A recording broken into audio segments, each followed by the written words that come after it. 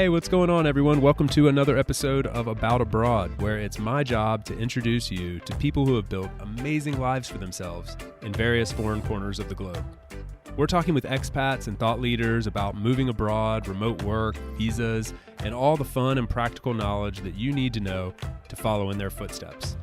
If you've ever dreamed of making a life for yourself overseas, maybe working remotely or embracing long-term travel, retiring or studying abroad, or even just taking a peek inside life beyond your borders, you've landed in the right place.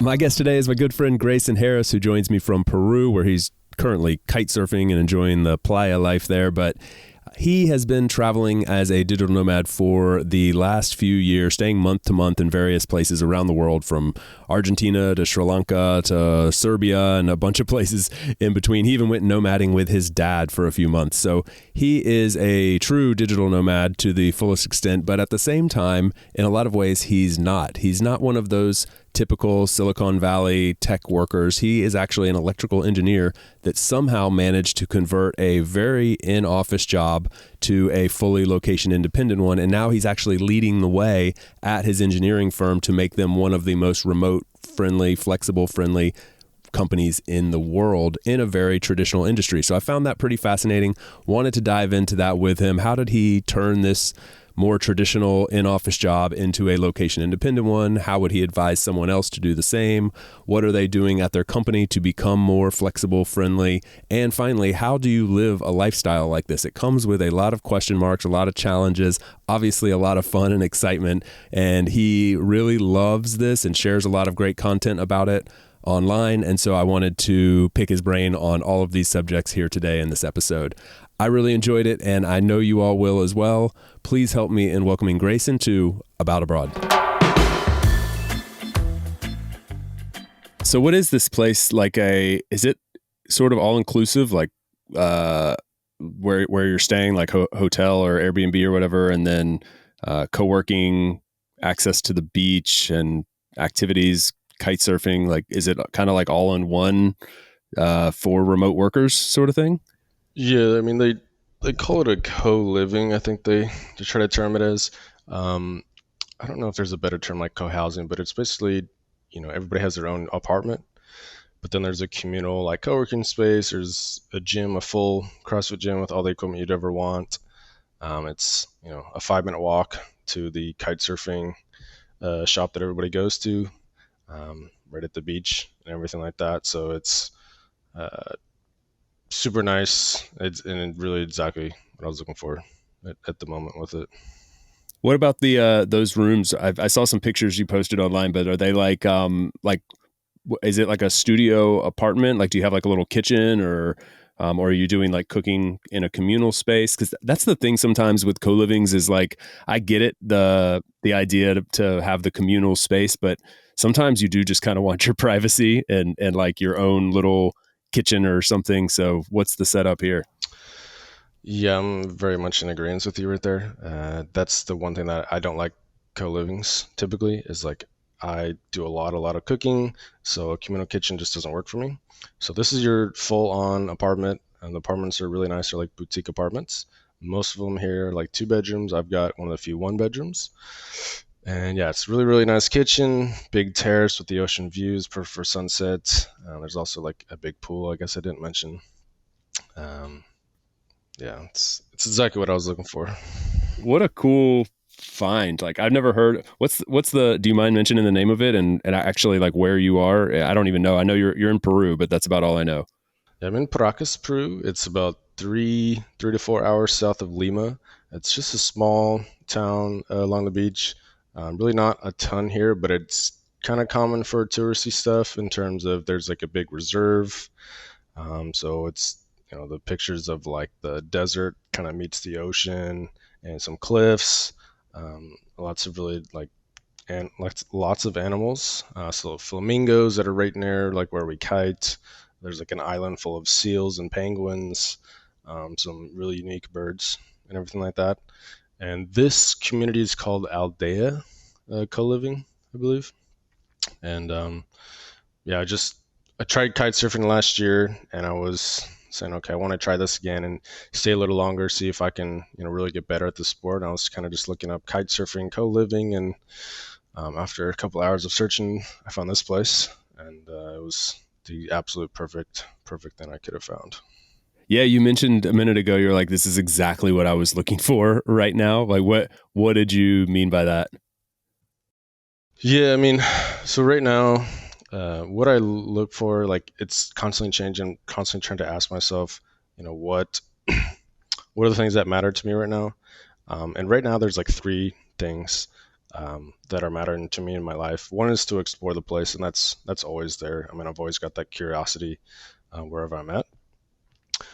Number two is I really want to get into these hobbies. I'm a self-proclaimed hobby junkie, and so I have all these different things I want to try, like kite surfing, surfing, hiking, climbing.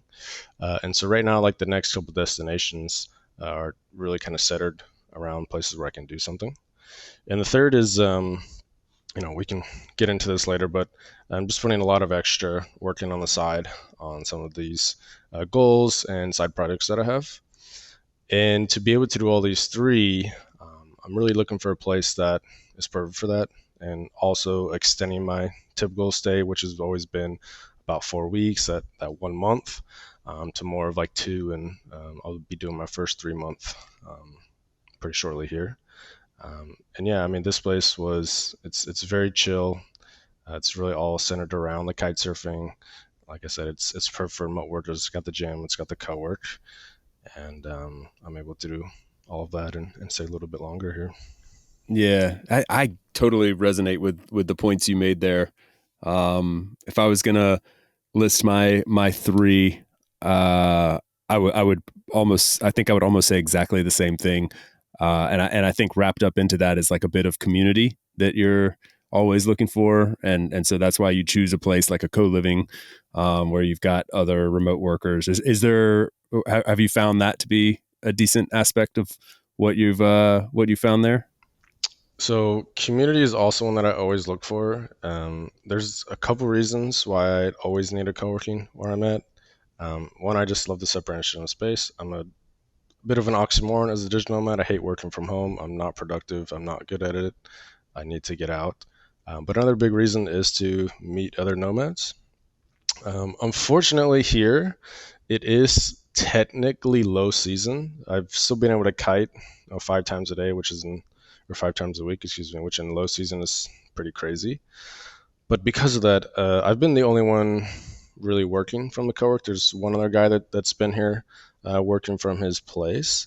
So the community in terms of the digital nomads isn't here, but there's a community with the kite surfing. So all the instructors and a lot of the people that come for the kite surfing, been hanging out with them and everything, but not quite the typical community I look for. But again, I think that's an awesome part about going somewhere for a hobby is you have that side community, and that's also nice too to mix it up. So it's not only the digital nomad conversations, but now you're having those other conversations. You can really lean into the hobby, and I've been enjoying that piece. Yeah, and like you said, it's giving you more space. Like when you don't have the distractions of lots of activities with the community and stuff. Like your third point about pursuing some of these side projects and other things is like it's giving you that space to focus on those, which is a nice change of pace, man. I think we need that. Like there's different chapters in this journey, and I think that's especially true for people who are very frequently changing their location, their surroundings, the people that they hang out with. I mean, I happen to know a bit about your story because we're friends. Like you've been traveling for years now on this month to month thing where you're like in one place for a month. Like it's fascinating to me. Like I don't know if I'm exactly correct here, but like at one point you were like in, Spain 1 month, and then the next month you were in Sri Lanka, like surfing in Sri Lanka. And I'm like, dude, it's such a drastic change. And then the next month you were off to like, somewhere else in Asia. And like, you keep going. And I think that's been so fun to follow, and I'm very curious to dive a bit deeper on it with you today, like how you actually do it. Because for me, it's like that's so much. There's so much logistics involved, and you have to be planning months in advance. And the most challenging part about that for me is something you just touched on a minute ago, which is like you're trying to plan for what you feel you need, right? But that's hard to do like months in advance. If I'm today in Peru and I'm planning 3 months out, and like what am I going to need in 3 months? And there's obviously some things you can consider to, when doing that, but you may not know exactly how you're going to feel. So I don't know about you, but I've arrived to places, and I'm traveling more like 3 or 4 months in a given place, but I've arrived to places and been like, this isn't the right thing for me now. This is cool. It would be awesome under any other circumstances, but this isn't the right place for where my head's at right now or what I feel I need. And that can be really that can actually be pretty frustrating. So I don't know. Anyway, I think it's a really long way of me saying like, I'm infinitely amazed by your journey, because it's been several years now that you've been on the road bouncing around the world. And I think it's been pretty fun to watch. Yeah, it is a lot of planning. It is a lot of logistics, but luckily I really nerd out on that stuff. I mean, what I do when I'm bored is I'm like, hey, how much is it going to cost to live here for a month? I'm looking at the Airbnbs, right? But look, I'm a planner. Like the next year or two in advance, I kind of generally have a thought of like where I'd like to be, but it's also knowing to be or being able to be flexible. So when I first started, I had this like 5-year plan of like how I'm going to slowly travel all around the world, all the different continents, stuff like that. And things have changed a lot. Things are constantly changing. Trying to balance like how far do you actually book in advance, and even when you book, maintain the flexibility with that. There's a lot that goes into it, but I love that side. You have to, yeah, you have to. Quick diversion from that, but just circling back to Peru real quick. Peru for me, it was one of my favorite experience, like visiting Peru. I was there, I think, for a handful of weeks, a handful of years ago. And it was simultaneously like one of the most surprising countries for me. Like I just fell in love with it, and I knew I was going to enjoy it. It wasn't anything that it wasn't like I had low expectations. I had high expectations. Peru just exceeded my expectations. It's my favorite place in Latin America. And I think flies a bit under the radar in that way. Like, I think other countries would probably come to mind for most people beforehand. So I don't know if I just had a uniquely awesome experience. I did do some like really cool stuff while I was there. Like I hit the bucket list items. So that plays into it for sure. But also like the food, the people, the natural landscapes. Lima was surprised. I didn't have any expectations for Lima, and I ended up having an awesome time in Lima. So I don't know, like generally speaking, you've traveled a lot in Latin America, which we can touch on as well, but like, general thoughts on Peru and your experience there so far from that standpoint. It's kind of tough because, I have been exploring, but it's been more local. Like there's a decent amount of stuff to do here in Paracas. And in general though, it's also been very relaxed for me. Um, I just hit like a couple of 2-week things, which I really tried never to do, but just with the schedule of life, it ended up happening. So it's really here about like, let's just kind of slow down and enjoy like this really nice place I have, this really nice community. Let's get into kite surfing. So I haven't done Machu Picchu. I haven't really explored much of Lima at all. There's so much more. I want to come back to Peru. I want to spend a couple months in Cusco and hike and do everything like that at some point. Um, but what I've experienced, I mean, this community here is amazing. The food, like the seafood, the ceviche, I could eat that stuff every single day. And Spanish here seems a lot easier. I don't know if you had a similar experience, like, you know, constantly going from one part of Latin America to to Colombia, to Mexico, to Argentina. It's all the different accents. The double L's are all using the different sounds, and I felt like last year when I did this little loop that my Spanish is completely messed up as I was learning, because I've got some words I use from Argentina, some from Colombia, and then I really made it a mixed bag when I went to Brazil after that, picking up like some Portuguese in there. But the Spanish here is pretty normal, I would say, quote unquote. It's been a lot easier for me to pick up. Yeah. Yeah, I would agree. That little corridor there with Ecuador and Peru is like a great place for people to go learn Spanish if you want. If you're like just getting started, like uh, don't go to Chile, don't go to Argentina, don't go to Colombia necessarily. Maybe Colombia is a little better than the others, but like even Spain, I think like unless you want to learn like Spanish, I don't know. This is just an opinion, but it seems we agree. Like that, Ecuador and Peru, they speak really clear, slow. They enunciate every like letter. Like it seems very like pure. That's coming from the gringo perspective, but I feel that I feel that would be backed up, and I've been told that by locals as well. So yeah, we had opposite experiences. Like my time in Peru, I did all those, like I was moving fast and like checking off all the bucket list items.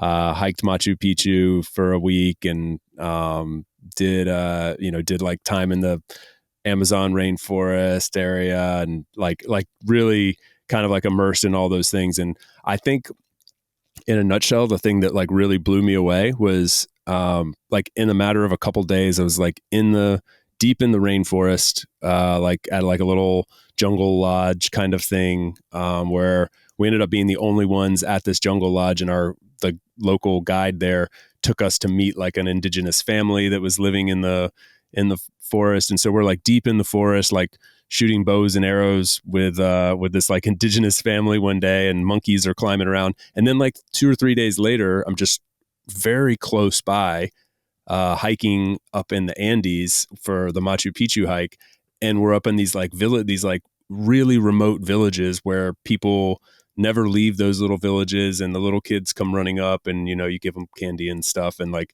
whatever. But the cool part about that was like I was probably only, if you could just drive there directly, like 2 hours away from these two places, but between them you have this like deep jungle, some of the highest mountains in the world, and these like kids that we met high up in the Andes and deep in the rainforest who will never know of each other's existence. And it's like so close to each other. And that diversity. And then you're talking about like you're doing kite surfing there on the beach. Like this is a relatively small country. And so for me, like that was just all so I was like, you have so much diversity in this like pretty small place. And it's very rich, deep cultures. And I don't know, I was just very like touched and kind of blown away by that. Definitely, definitely. Yeah, I mean, I had a friend while I was here in the Amazon, like volunteering at like an animal shelter or something like that, right? Taking care of manatees and sloths and doing treks into the jungle. And I'm seeing that, and then I actually had other friends in Cusco. I'm just like watching all this while I'm here. I'm like, these just look like other planets. Like Yeah. it's all one country. It's super cool. Yeah, I love that, man. That's probably like what keeps me interested in traveling so much, is like seeing some of the differences that you find, like not just in you know like Latin America versus North America, but like or Eastern Europe versus Western Europe. It's like the little minute differences that you find within these countries that become super fascinating. And I'm really finding like maybe, I mean, and probably you're going to see even more of this, as you said, you're transitioning from like you've been doing month to month, but you're about to do like 2 months and 3 months, which is basically like settling down for forever for someone like you. And you're probably going to see even more of this as you slow down a bit. Do you have any apprehension about that? Like do you feel? I feel like the 1 month thing for you has been like such a fun way for you to travel, and it's like a key part of your identity almost, and you're like transitioning to this other identity in a way, which is totally overblowing it. But I mean, I sense like a little bit of apprehension in you about this, like, oh yeah, I'm giving up on the 1 month, I'm slowing down to 3, like what am I doing? No, see, I'm not apprehensive because it's all been part of the plan, Chase. Yeah, Um, right. but actually, really, when I started, I knew I wasn't going to be doing the 1 month forever. Now, I still genuinely enjoy the 1 month. I will be doing more 1 month stops, I'm sure. Especially probably next summer when you get back into Europe. That's the plan, and that's always hard with the logistics of the Schengen days. But I'm actually really excited for this, especially with like I was talking about, like the goals I have right now. Like being here was the absolute perfect thing for me. I've got some really excited places coming up with some hobbies that I'm excited to get into, and really excited to just explore these other places. They have a lot of nature and a lot of different hobbies, and those are just things that I'm ready to get into right now. So I feel like I'm all right with it, but you know, who knows? Maybe at the end of this journey of slowing down and like this next 6, 7 months, I'm gonna be ready to speed it up again. And look, that's the awesome part of this life, right? Is like you're flexible to do that. You can do 1 month, then you can go 3 months, whatever. And that's my favorite part about the life. Yeah. You've made it a pretty sweet life for yourself, man. And I think what I think is especially cool and probably most interesting for the audience is how you've managed to do this in a non-traditional industry. Like you're not the classic engineer, developer engineer that's working on like a SaaS product. That's able to live this lifestyle.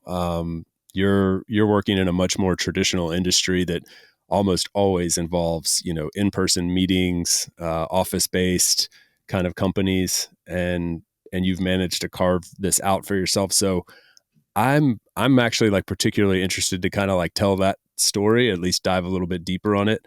I know you've written an article about this experience as well, which we can reference in the show notes. But I mean, while I've got you here, like, could you kind of take me/us through that transition, maybe a little bit of background about the industry that you come from, what you do, and then like, how you've kind of made this transition? Because I personally think that there's a lot of people. In fact, it's not just think, like I know because I hear from them that they're like, hey, I want to live this lifestyle, but I work in this industry where nobody's allowed to travel the world. I have to be in the office. And we've got more flexibility than ever. There's more opportunity on the surface. That may seem to be the case for a majority of us, but where there's a will, there's a way sometimes. And I think you'd exemplified that.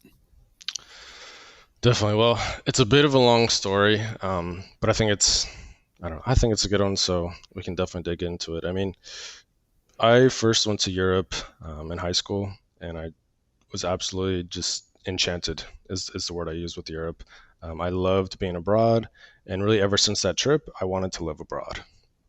And as I got older, I'd be telling, my friends and family, and once I was like out of school, I just became that annoying person. I was just talking about it more and more. And as the years went on, it just became more important, right? And I remember January 2020, so before the pandemic hit, I was working at a previous company, and I kind of had the idea of like, okay, I want to do this, and I asked my boss, what do you think about me working remotely and traveling in another country? He's like, yeah, I think that can be possible, like 3, 4, 5 years. Once you gain more experience, maybe we can look into that. Oh, okay. Um, and so I was pretty heartbroken at that point, just like I don't know what to do. Um, and a few weeks later, that same month, I was just at the gym in the locker room talking with some guy about how I like to travel. I want to live abroad, but I think I have to actually leave my industry to do that. And he's like, okay, what do you do? And electrical engineer. And the guy behind me goes, hey, where do you work? And so I tell him, and it turns out he was the president of our basically direct rival company. Um, our company was basically an offshoot of his company. But at the time, I didn't think about it at all. His company was also, like most people in our industry, in office. And so time went on. Obviously, the pandemic happened shortly after that. Hey, we can all work from home. We don't have to be in the office. But unfortunately, not all companies realize that, right? There's really the two types of companies. The ones like the one I'm at now, which during the pandemic, they saw it as an opportunity, and how can we lean into this, and how can we gain talent across the US? And then there's other companies like the one I was working for previously, which is like, oh my gosh, remote work does not work. We need to get back into the office as soon as we can. Um, and so I was, at this point, I was struggling. I was really like, okay, I trying to apply to change different careers, and that wasn't the best time to be doing that, with no experience in another field. And so time was going on, and I don't think I've shared this part with you before, but it was a week after my 25th birthday. Um, we were back in the office, and I get a text that my cousin, who we had known had stage 3 breast cancer. I get a text that she just upgraded to stage 4. And that really, really hit me that day. Maybe to some people it won't sound like anything at all, but I took the rest of the day off, which at that point every single hour had to be to international travel. So I took the rest of the day off, and was just thinking like, what am I doing with my life? And I decided to write myself an email, and it basically said, it's a week after your 25th birthday. It's the middle of a global pandemic. You just found out your cousin has stage 4 breast cancer. Life is not guaranteed in any sense. If you want something, do it. If you still want to live abroad, do it. You're putting in your 2 weeks now, and you're going without a job no matter what. And since that point, it was extremely freeing for me because, look, I'm a planner. I started planning out my life. I started to look into these logistics. If I didn't have a job, how was I going to do it? I ended my lease on a certain day, make sure I had that flexibility. And, I think it was just, again, with the manifestation of talking things into existence. All of a sudden, about August, September rolls around, and that same guy that heard me in the gym messaged me out of nowhere on LinkedIn. Hey, Grayson, how are you doing? Have you been able to, travel and everything like that? My good friend just started the company. I knew that they had just put out a thing that they're going into remote work. So we started talking, and I said, hey, you know what I want to do? Is this something you guys would be interested in supporting? He's like, yeah, let's hop on a call. So from there, we hopped on a call. I did a good amount of research to see how I was going to do it to not put them in jeopardy. And that's the story of how I got this job. And after the agreement was after 6 months of working from my house or working in the office that I would be able to start traveling internationally. Did you have to prove something like during that 6 months? Was it kind of expected that you would pass, some sort of litmus test to make sure that you were capable of traveling abroad? What was that conversation like? So there was a couple reasons for that 6 months. So one, for that duration, again, this was 2020. That was like October 2020 when I joined. So a part of it was waiting for the world to open back up, so it actually turned out to be closer to about 7 months when I went out. And the other part was I knew if I was going to be successful in this, I needed to do a lot of different things. I needed to build camaraderie with not only my team, but anybody else I could, at the company. I needed to, prove myself in this new job. It was very similar to my previous one. So literally day one, I was lucky enough to actually start on work and start that. But I really needed to show everybody like, hey, I'm a good worker, build that camaraderie. Just show people that you don't need to worry about me. Yeah. Yeah, I think that's the reason I asked the question is because it's such an important step to take, and it doesn't necessarily mean you have to follow Grayson's footsteps there. Like you don't have to necessarily be in the office for 6 months, let's say, to build that camaraderie. But coming from your vantage point, like you're in an industry where to make it clear for people, like this is an in-person, office-based industry, and prior to you, company. I mean, you're a unicorn there, as far as I understand. Correct? Like, is there anybody else nomading full time, or even like taking advantage of workations and like and what's the size of the company? You've got hundreds of employees. Like I think this is kind of fascinating too. Yeah, let's maybe back up a tiny bit. So I'm an electrical engineer. I design wind and solar farms. That's what our company does. We do some other stuff in electrical power engineering. We're about 300 people now. We've grown super fast, really, because we lean into remote work. So I think around the beginning of the pandemic, we're close to just over 100 people when I joined, and now we're close to 300 a couple years later, because we got this greater talent network. We're not only just in Denver, Colorado. Now we're all over the U.S. As far as other nomads, so I said I had my best friend that was at the company. He's no longer with the company, but basically the month or two before I went nomad, he's like, "Hey, I've also wanted to do this all my life. Like, I'm gonna join you." So he was joining me. He was doing like 3 months of travel and 3 months back in the U.S., and we would always try to meet up.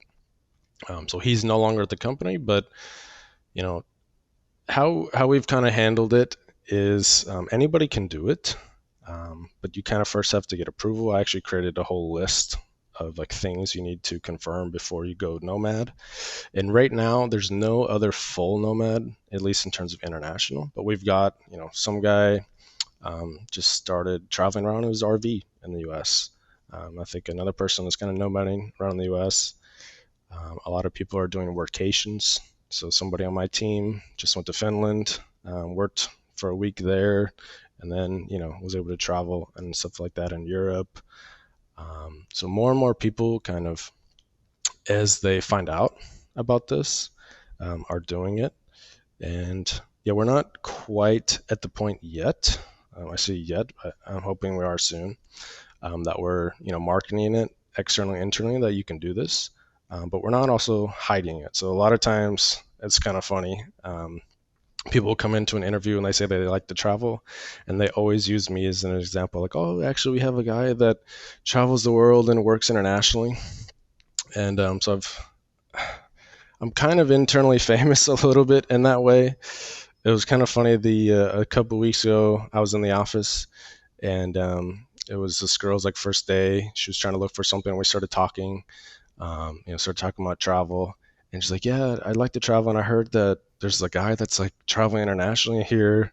So I've got to like find him and pick his brain." I'm like, "Oh, you found him? Like that's hi, how are you?" I do So autographs after the after working hours. So. yeah. So it's getting bigger and bigger. There's more and more people that are doing this short time, and there's been more people that are talking about doing it longer term as well. So Yeah, it sounds like also you've kind of become the internal advocate, sort of like the de facto head of remote there at a company that obviously, like from what I gather, the company sees it as an opportunity to attract and retain top talent. Obviously, like you said, you've got people coming in wanting to work remotely and to have that option, when traditionally in this industry that wouldn't be the case. Like your competitors, I mean, you're a great example of this. You left the direct competitor to go to the company that would provide flexible work, and now the company is seeing like, oh, well, we should double down on this, like not just do it, but do it really, really well,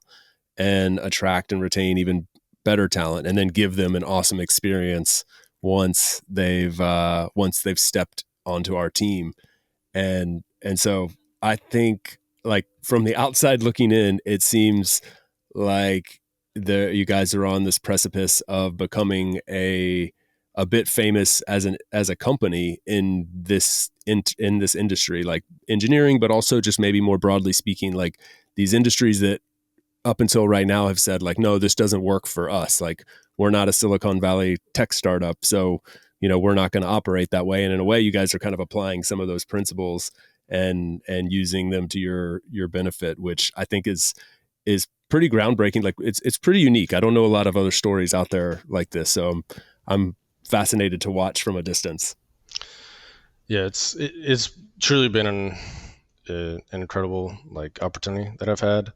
Um, and yeah, we've really just leaned into the flexible work. So we have an office, but and we are technically hybrid, but there's so many forms of hybrid. It's kind of a convoluted word at this point.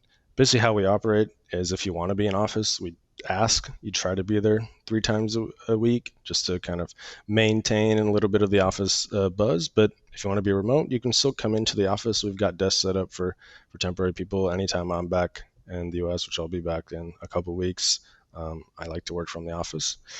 But otherwise that, it's remote, and I think about over 70% of our staff right now are remote. And we just continue to lean into more of these flexible work practices. And that's really what we want to push. If you want to be in the office, you want to be hybrid, you want to be remote, we want to support you anyway. If you want to work international, we are actively, doing to support that. That's some of my initiatives I'm working on. It's kind of like a digital nomad policy, to let other people at the company do this in a sustainable way for themselves and our company, as well as hopefully the ideal plan is once we get that rolling, I would love to kind of show it out and put it out on LinkedIn for other companies to adopt, and to really help other people live life on their terms. We'll be right back to the show after a quick break for a note from our sponsor. This episode is brought to you by my friends over at Lexity. I've lived abroad in various countries, and one common denominator I've found is that dealing with foreign bureaucracy is a nightmare. Trying to navigate visa and immigration waters in another language is not something I'd recommend ever trying on your own, even for the most experienced of us.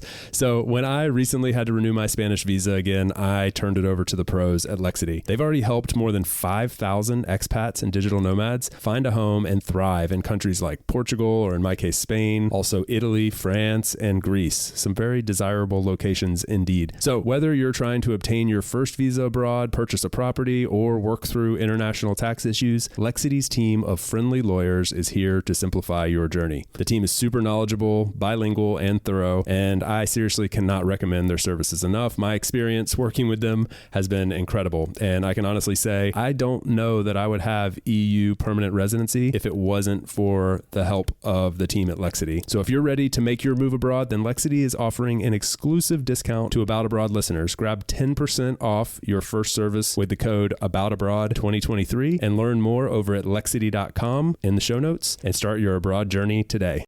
If you've made it this far into the episode and you're still enjoying yourself, then I would love to ask a quick favor. Open up the app that you're using to listen to this podcast and leave a quick review. You can do this in Spotify, Apple Podcasts, and really just about any platform that allows podcast listening now. If you can't find that in the interface of the app, then scroll down in the show notes and find ratethispodcast.com/aboutabroad, and you should be able to leave it from there. Thanks so much, guys. We really appreciate it and hope you enjoy the rest of the show.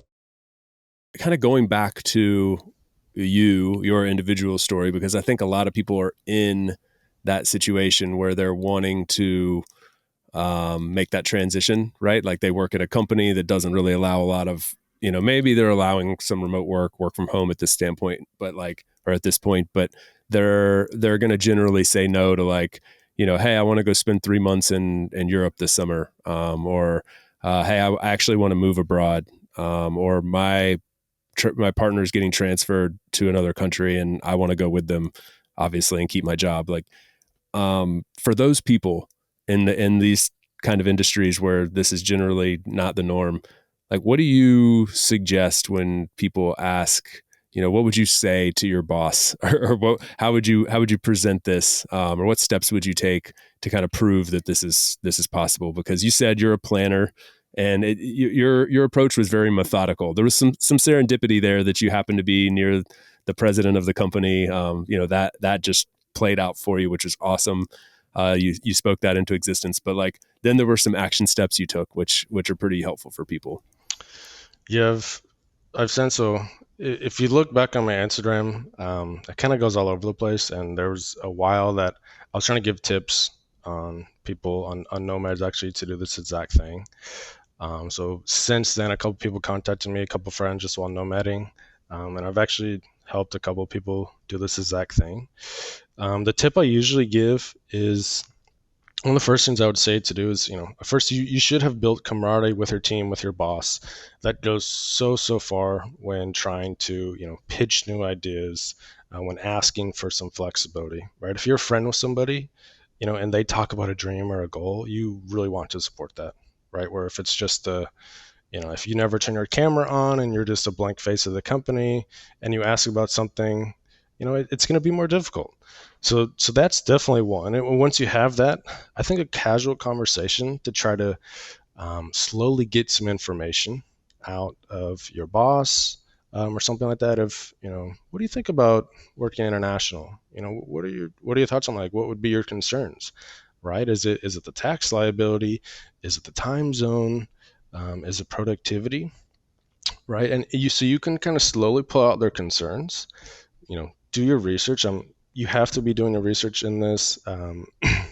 When we put out decision nomad policy, look, a big portion of it is the tax liability portion. I can say that's going to be something that companies are concerned with.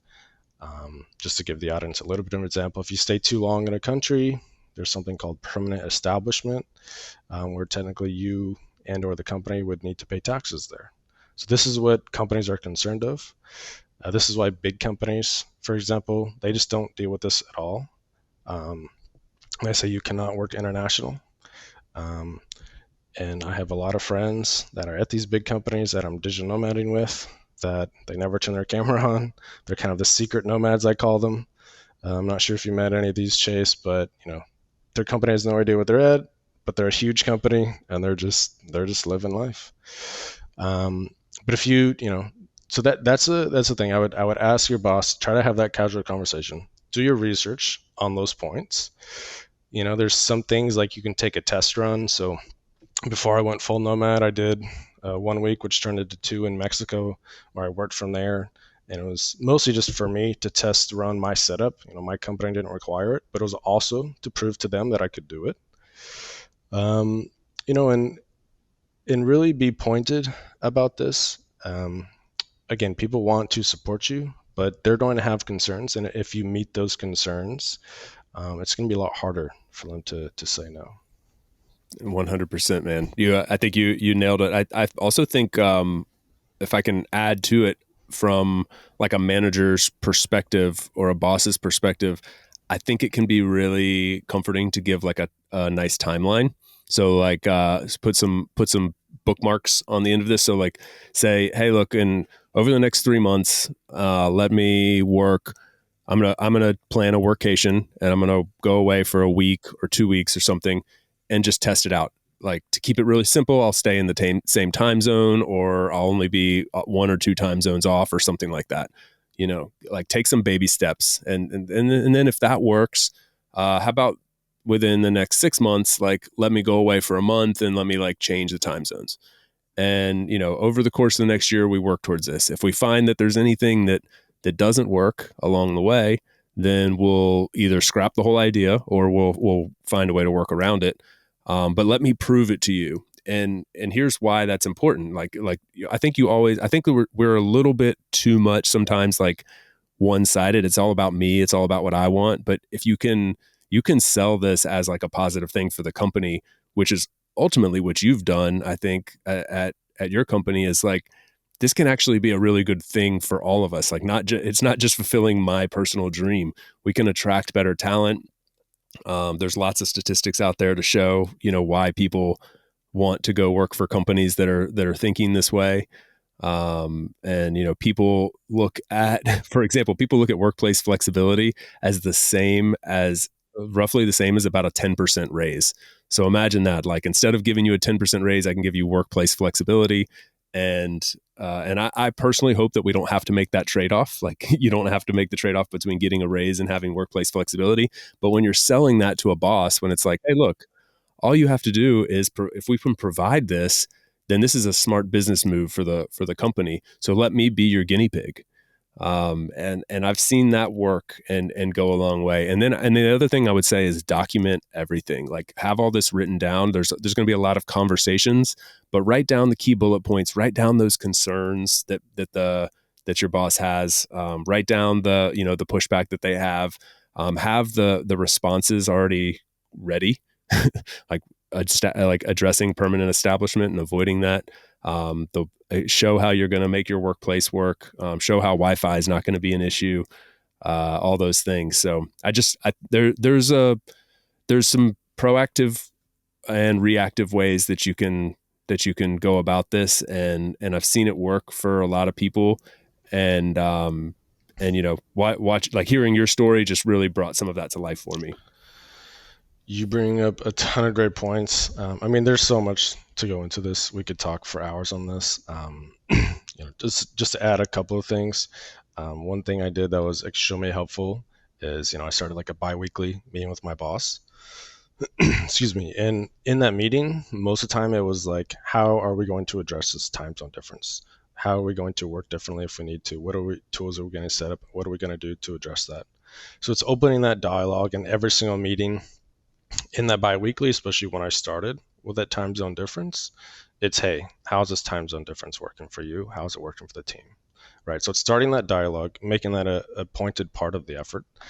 In terms of the marketability for companies, especially for companies, like us, that again, we're in a traditional industry. The few that offer remote, it's mostly a hybrid. You probably have to be in the office 3 days a week, so it's not really a full remote. Um, so we can really get out ahead from some other companies and attract this top talent. I can say for myself, um, again, I'm a bit of a unicorn in that I'm full-time nomading, but I wouldn't take, you know, double, triple the money if I had to do the same job to come back to the office, I can say. And this was, I don't know if it running remote, I know we connected there, but in one of the talks there, they this girl Alma did some research on some digital nomads while she was in Mexico, and what is the number for you to come back to having to work in the office? And I think it was like 70% or something like that. Again, like me, wouldn't even consider it. It would have to be some crazy extraordinary number. And again, I'm a unicorn, but I can tell you from the people that I've talked to in my company that even are doing it part time, extending a vacation, doing a workation, um, their retention is off the charts. They're not going to go to another company if they can do this for a month, a year, because this is a huge, huge benefit to them. Yeah, I don't know if I've ever shared this with you, but my personal story in a nutshell. Um, Coming out of college, I was deciding between a couple different jobs. I took the lowest paying, which at the time was 50% less than the let's say the other job that I was considering strongly, because they were going to let me work remotely. There were a variety of, generally speaking, I liked the company culture and stuff better, but from a pay standpoint versus flexibility, it was in office and a lot of money versus half the money, but I was going to be able to work remotely. Then 7 years later, I took a little gap year, was trying to decide whether I was going to go back to that industry or join Doist, where I am now, actually. And I had a couple options, and I took essentially a 50% pay cut to have location independence versus just remote work. And so, like, pure location independence, just be able to live exactly wherever I want, work asynchronously, control my own schedule. All of those things were, collectively worth more than, let's say double to triple the money. So I don't think I think I was weird at the time. I mean, I remember people being very perplexed by this. They were in the, like, this doesn't make sense. I don't think I'm weird anymore. I think, especially after the pandemic, people had a lot of time to reflect on what was important to them. You had that inflection point with your cousin, which was a very touching story. But, like, a lot of people have had those moments now where they've said, I need to think about what's most important to me, and seeing the possibilities that are out there. And those possibilities don't necessarily have to mean nomading like Grayson, or slow madding like me, or even living abroad. It can just simply mean, like, you want to be able to, go work from your parents' home a couple times a year so you can spend extra time with them, or you want to have full control over your schedule so you can do stuff with your kids when they're around. Like, everybody's got their reasons, but the common denominator is that having that flexibility is what empowers all of that. And that's what I think the majority of people want now. And so it behooves companies to get behind this. They don't necessarily have to go all the way to letting everybody, be full-time digital nomads, but this is a spectrum that they can get on. And there's certainly some room for movement for a lot of them. one of my favorite questions to ask to people, you know, remote workers or people at my company is, what is your remote work why? What is the reason that you want to be remote or want to be in your hybrid, whatever your ideal setup is. And again, we're unicorns. Maybe the people listening to this podcast are probably going to be similar to us. They want to travel. But most people out there really just want to save time on commute. They want more time with their kids, right? There is no right or wrong answer to this question. And that's why I love the flexible work is it allows you to live life how you want to live it. You know, um, we are working to live, not living to work, right? It's something very easy to get into that trap. And flexible work, it's about supporting that mosaic of life that you choose. 100% true, man. I think you've nailed it, and I'm glad that you're sharing more about your journey and your experience, because I think it's very practically useful for a lot of people that are in a similar position to where you were just a year or two ago, and now you're living your dream, which is the whole point here, right? Like we've got one chance at this life. Like if this is what calls to you, you owe it to yourself to try to figure it out. And here you are kite surfing on the coast of Peru for a month. And where are you off to next, by the way? Do you know? Oh yeah, I've got the plan, Of Chase. course. So I've That got was a rhetorical question. it does get a little bit crazy for me again. So I've got 1 week in Denver. We've got our annual company party where we try to gather everyone at the company. So I'm coming in that whole week. I'll be doing that. Then I'll be going to Atlanta for a week to see my sister. And then I'll be off to Ecuador, small town Montanita. I'm not sure if you've heard of it. It's on the coast, and I'll be there for surfing. Oh yeah, I've been there. That's a good spot. Okay. Yeah. We'll have to You're chat gonna get offline more about the tips on that one. You're gonna get some good vibes. I suck at surfing, and I went there like, oh, I'm gonna learn to surf in Montanitas, Ecuador, and I did not. I just spent a lot of time feeling terrible about myself. I don't usually suck at something as badly as I suck at surfing. Like I'm like normally I can like kind of pick something up, but it's like this sport does not resonate with me, and I learned that in Montanitas. So, but the other that's the downside of Montanitas. On the plus side, your ceviche love is going to be met again. They One of the coolest things I remember about this place is that up and down the beach, there's guys just pushing these little carts, bringing you. They bring a table, two chairs, and ceviche for you, and like so you're just sitting there on the beach hanging out, and they show up with their little portable ceviche cart and table and chairs, and you get your own little ceviche dinner. Was one of my fondest memories. Sorry to interrupt, but that I haven't heard anybody else ever mention Montanitas until just now, so that was pretty cool. No, you're good. Never apologize for bringing up ceviche. Um, okay, good to know on that one. I'm very much looking forward to that already. Then, yeah. Let's see. The other place I actually have booked is after that. I'll be joining some friends in Buenos Aires for Thanksgiving. Then I'll actually be living though in Bariloche, doing hiking there. I recently discovered they also have kite surfing, so I'll be doing that for about 2 months. And it's not quite booked yet, but then my first 3 month stop I'm planning will be Cape Town, South All Africa. right, So sweet. I got a couple rapid fire questions for you. I never do these like rapid fire segments, but I like with you perpetual nomads, like kind of getting a lay of the land of where your mind's at on a few things. So I don't even know how many. I'm just going to kind of like pull these from the hip. But where is the place that if you had to settle down, let's call settling down for you 6 months or more, where would that you've been to so far that you would stop and plant some roots? Oof, it's a very tough question.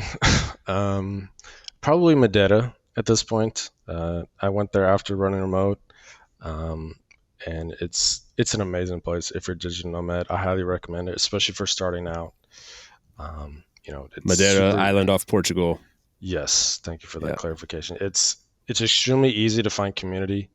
Gonzalo Hall, a mutual friend of ours, built this awesome community where in multiple cities, across the island. They have a Slack channel where they're posting daily activities, anything from a salsa bachata class to a crypto networking event, and everything in between. We talked earlier about the Peruvian kind of change of ecosystems and nature. That takes it to the extreme. I was there, early this year with my dad.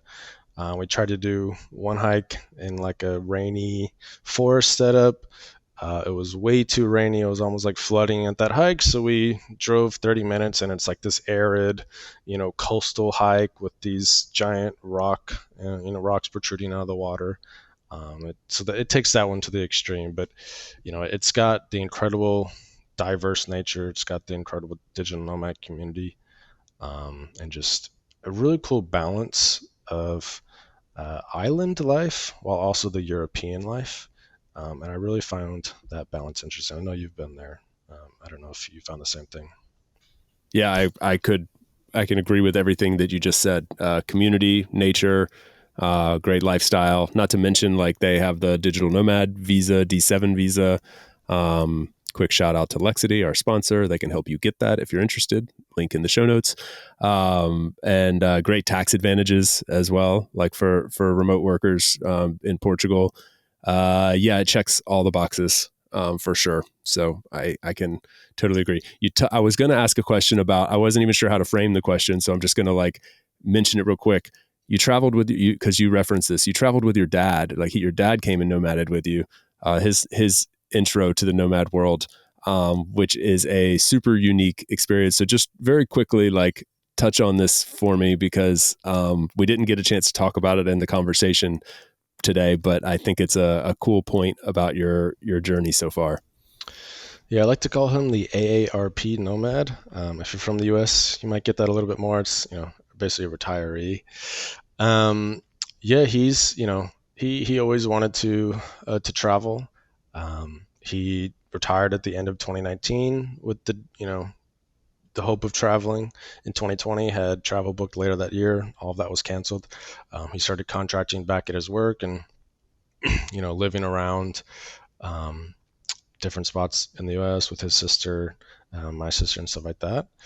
We were trying to make this happen for a long time. Finally, did in Portugal, and it was going to be 1 month. It turned into two, where we traveled. The first month all around Portugal, Lisbon, Porto, the Algarve, back to Lisbon, and then did the whole second month in Madeira together. He went off traveling, nomading by himself for a couple months. We later met up in Bulgaria for a week, and now he's continuing to nomad. And that was awesome. I mean, that was, all my life I'd looked up to my dad for, how he works, his work ethic, all these different things. And it was really cool to kind of show him not only my lifestyle, which he loved. I mean, he's still doing it, but also giving him the tips on how to be kind of the quote unquote 9 to 5 nomad a little bit. So look, if I've taught my dad, you can do it too. I trust you. I believe in you. And yeah, now he's hooked. We're talking about meeting up in South Africa. Might be our next one. And want to keep doing that with him when I can. What a great way to spend some quality time together. I can't imagine anything better. And I'm sure it has its ups and downs, as does travel with anyone. But that's a cool part of the story. And I would actually love to dive deeper on that if we had the time to. You mentioned tips and tricks that you passed on to him. One travel hack tip or nomad travel hack tip, tool, website, anything like what would you share with the aspiring nomad? Yeah, I mean, it's never going to hurt you to get better at just how you work remotely. No matter what your goals are, no matter what company you are, if you can get better at how you work remotely, and there's tons of things in that, it's only going to help you. Um, you know, in joining my company, for example, I came in as a low-level engineer. In less than 3 years with the company, I received 3 substantial raises, 2 promotions, and I was invited into the invite-only employee stock exchange program. I contribute a lot of that to focusing on how I remotely work. Um, and I'm happier. So I'm going to do better work. Right. So focusing on that, and to be very specific, if you're interested in doing less overlap, quote unquote, time, that was a big goal of mine when I started, was to be as autonomous as possible. Right. I started when I was in Europe with 3 hours of overlap with my boss. And I dwindled that down to, I did 5 months in Asia, basically asynchronous other than like a weekly meeting, which was at midnight that time. So in order to do that, you got to be proactive. You can't just log off for the day, and call it that. Before you log off, say, okay, what are the things that other people need from me? Let me make sure I get that to them. What are the things tomorrow that I need from other people? Let me make sure I have that set up before I get into work tomorrow. So that's, and then you can get to the next level, and you're predicting things to say, okay, I'm delegating to this employee. They haven't done this before, so I'm going to use not only low context communication, I'm going to send a Loom or a video to explain it, or this is super complex, I'm going to preemptively set up a meeting with them. Um, Being proactive, if you want to reduce your overlap time, gain greater flexibility with your schedule, that will be the biggest tip I'll give to people. Well done. Last question, bucket list location that you have yet to visit. So right now, I just talked about working in Asia. Right now, my job has kind of changed as I've moved up, as my goals have changed a little bit. So I do want to be more closer to the time zone. So it's kind of one of those things, I want what I can't have. So Yeah, I do want to go that back to happens. Asia. Exactly. And Japan, South Korea, those are, I think, up there because, like, culturally, they're, things I haven't quite experienced yet. They're going to be like a huge culture shock. I'm a huge foodie. Me and we have a mutual friend, Nathan, who's, as big of a foodie as I am. And that's on our list to go together and just try all of the food, get the culture shock, and yeah, just see what it's like to live over there. I love it. Sorry, I lied. Last question. Now, uh, single moment highlight of your nomad journeys so far. There has been a lot. Not to say that it hasn't been a lot of lowlights too. I want to make that clear. But this last year, I was in Argentina when they won the World Cup. Um, I can't tell you, just I'll never forget this day of my life. I went to the big watch party with the rest of the city. The emotions that you saw in the crowd. I mean, first, it was one of the best games of soccer ever played, really. 3-3 in the penalty shootouts. During the penalty shootouts, people were praying. People were living and dying with every kick. After they won, tough guys, guys that just, they've got all the tattoos. You wouldn't want to mess with, bawling their eyes out, you know. Um, After that, the whole crowd is walking to the obelisk. Maybe you saw that on your TV if you're watching the game. All the scenes over there, I was in that crowd walking over there. I have so many vivid memories of singing the whole time there. There was like an older blind gentleman on his terrace, and people stopped to like sing to him. Of course, you got the people climbing the light poles and stuff like that. And I remember when I get to the plaza, you can see all these streets and people everywhere. I mean, the most people I've ever seen in my life. Um, I got incredibly sunburned that day, but it was very much worth it. It was, a thing I'll never forget. Yeah, I wasn't watching on TV. I was watching on your Instagram stories, and and I was loving following along. That was one of the most fun things to watch. Oddly enough, I happened to have been in France, I for the match, and so they're Argentina versus France for those unaware, and so I was there for the ups and downs of that match in France, which is obviously just a totally different experience, not just because of the outcome, but just culturally very different. And but that was equally as fun. One of the highlights of my year was actually watching watching that match in a little French bar with a bunch of passionate French fans. I quietly going for Argentina. I couldn't make that too clear, but it was a lot of fun. All right, and I lied to you again because you mentioned the lowlights, and that's a very good question. So let's end on a low note. Truly, I won't keep this going any longer. Let's end on a low point because we had so many high points in this conversation. What do you have a moment that sticks out as kind of the epitome of the downside of nomad life? Yeah, there's a lot. There's a lot. I mean, I can give one of my like bigger travel flubs, I would say. So I was in Turkey. I was living in Istanbul. I was going to be going to Italy. This was like October 21. So things were opening, but not. There were still some COVID restrictions. Again, I'm a planner researcher, but sometimes I miss things. And 2 days before I was supposed to go, I realized there was two countries in the Schengen zone you cannot travel to from Turkey, and Italy was one of those two.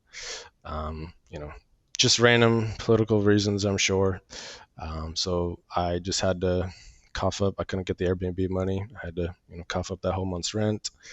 Last minute, I, for whatever reason, decided to go to Poland, which great place. I loved Krakow. However, it was probably the worst time to be there in December. I was traveling for summer. I did not have the clothes set up for it. It was dark at 3:30 p.m. Didn't meet a ton of people. Still made the most of it, but that was a tough one. That was a tough one for sure. And again, this life is not perfect. I want to make that very, very clear. It's a life I would choose to live and love, but a lot of things like this will happen. Yeah. There's I have a couple similar stories, and it's very frustrating at times. But anyway, man, I'm going to let you go. I know you got real work to do, and I've really, really enjoyed this. So thank you for stopping by, sharing your journey and some tips, some highlights, lowlights. I love what you're doing. I love what your company's doing, expanding in this space. So kudos to you and them, and keep up the awesome work. Where can people connect with you and learn more about the work you're doing, follow your journeys? We'll place those links in the show notes. Yeah, I would say, depending on what you're more interested in, if you're interested in more of the nomad life, I would say follow me on Instagram. I'm not the best like I used to be or super consistent on my stories, but I do try to put some stuff out there and make it interesting for people. If you're interested in more of the remote, the flexibility work life, some of the things I'm working on there, I would say follow me on LinkedIn. That's one of my big goals right now is to really be active on LinkedIn. So I'd say do that.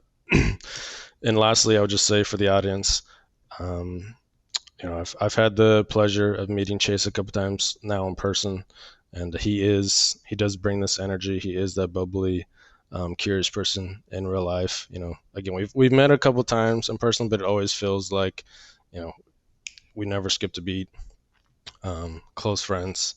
So it's an awesome Thank thing. you.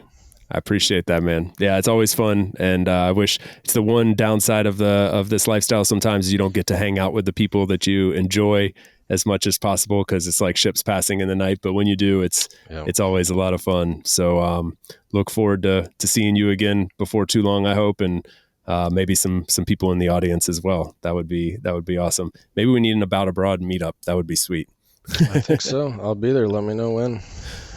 Awesome. All right, man. Have a great day. Good to see you, and talk to you soon. You too. Thanks, Chase.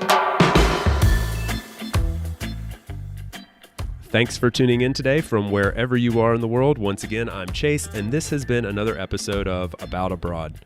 For those of you wondering how you can best support the show, I have made it super simple for you. Just go over to the show notes of the episode that you just finished listening to and click on one of the two following links. aboutabroad.com/newsletter to get our monthly newsletter, no spam, guaranteed, or ratethispodcast.com/aboutabroad, where you can quickly and easily leave a review for the show. It's not just important to me, it also helps more wanderers just like you find us. Finally, don't forget to subscribe on your podcast platform of choice, and we will see you again next week. Thanks again. Hasta luego, amigos.